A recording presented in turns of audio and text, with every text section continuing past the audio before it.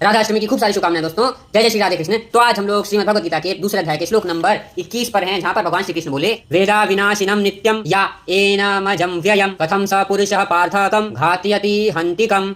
तो भगवान बोल रहे हैं कि हे पार्थ सुनो, जो व्यक्ति जो इंसान ये जानता है, जो मनुष्य ये जानता है कि आत्मा शाश्वत है, अजन्मा है, उसका अंत नहीं हो सकता, वो ज्ञानी पुरुष कैसे किसी को मार सकता है या मरवा सकता है। अगर युद्ध नहीं होता तो जिन लोगों ने पाप किए हैं वो ना सिर्फ इस जन्म में बल्कि अगले जन्म में भी इन पापों का जो कर्म है उसको भोगते। तो ज्ञान और साथ ही साथ धर्म दोनों यही कहता है कि जिसने पाप किया है उसको उसके पाप के कर्मों का फल मिले। और क्योंकि भगवान श्री कृष्ण खुद ही भगवान हैं तो वो फल अपने मर्जी से दिलवा रहे थे, इसमें पाप कर्म की तो संभावना ही नहीं थी। अब इसको एग्जाम्पल से अगर समझे तो जैसे अगर कोई मर्डर करता है तो न्यायाधीश यानी कि जज उसको फांसी की सजा सुनाते हैं। अब न्यायाधीश को कोई मर्डरर तो नहीं कह सकता, पाप कर्मी तो नहीं कह सकता, वो तो न्याय के हिसाब से कर रहे हैं ना।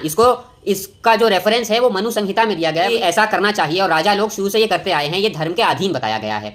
और सिमिलरली कि जो सर्जन है वो अगर किसी पार्ट पे कट मारता है तो उसके थ्रू वो इलाज ही तो कर रहा है। तो जब इन लोगों के पाप कर्मों का अंत होगा तभी तो इनकी भी नई शुरुआत होगी। इसलिए ये युद्ध करना बहुत बहुत ज्यादा आवश्यक था। इसीलिए भगवान श्री कृष्ण ने अर्जुन को समझाया, वरना युद्ध रोकने के प्रयास तो उन्होंने बहुत पहले ही सारे कर लिए थे।